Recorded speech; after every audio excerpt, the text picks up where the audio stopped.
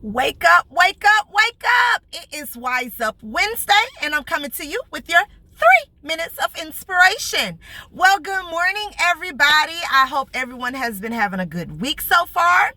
I'm just going to dive right in. Last week I spoke on mental health, suicide awareness. I shared my testimony with you all about my journey through suicide, and this time, and I decided to make it like a 4-part series because dealing with the issue of suicide is so many different levels, there's so many different facets of it, and I just didn't feel like leaving off with that one video would be sufficient enough. Even this 4 parts that I'm going to do, I don't feel like that's going to be sufficient enough, but at least we can begin to scratch the surface with it. And so this week I want to jump into the suicide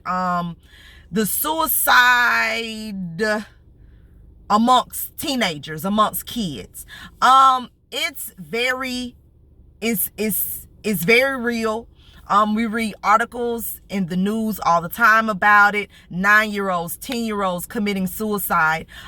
Mental health issues is not something that just happens to adults because we have a lot of things on our plate and we're trying to figure out a way to juggle it all. No, mental health, it stems from childhood. This is something that children are going through, are facing, are trying to deal with. And a lot of the reasons, I'm not going to say all of the reasons, but a lot of the reasons why some of these kids go through so much is because no one wants to listen to a child. No one wants to listen to a child with a problem. Because you're thinking with your adult self, like, I got all these problems and you sitting here talking about your little problems. No, but to them, they're big problems. We don't view them as big problems because we're facing world problems. We're facing household problems. We're facing finance problems. We're facing all this kind of stuff. But what we don't realize, us facing all that kind of stuff, the remnants of that is trickling down to our kids. And so they too are facing those same hardships, those same traumas, those same things. But when they try to unfold to us and talk to us, we just, a lot of us just push them away. Child, ain't nobody got time to hear that. No. And that's not healthy. And so when your child comes to you and they need to talk to you, they need to unload, they need to tell you what's going on in their life or what's going on with them, sit down and take the time to listen, because that one conversation can mean can mean the difference between life and death, honestly. Listen to your children. Your children are going through things. I know people think that kids don't go through stuff, but kids are going through things, and a lot of kids want to talk to you. They want to open up to you, but some of us have created such a barrier to where we stay in a child's place and all this kind of stuff. It makes it hard for kids to talk to you. And so, for an example, like for my child, what I tell her very often is there's nothing in this world that you can do to make me stop loving you. It's nothing. It's absolutely nothing that she can do. And I mean that with my whole heart, with my whole soul, from the top of my head to the tiptoes of my toes, okay? It's nothing in this world that she can do to make me stop loving her.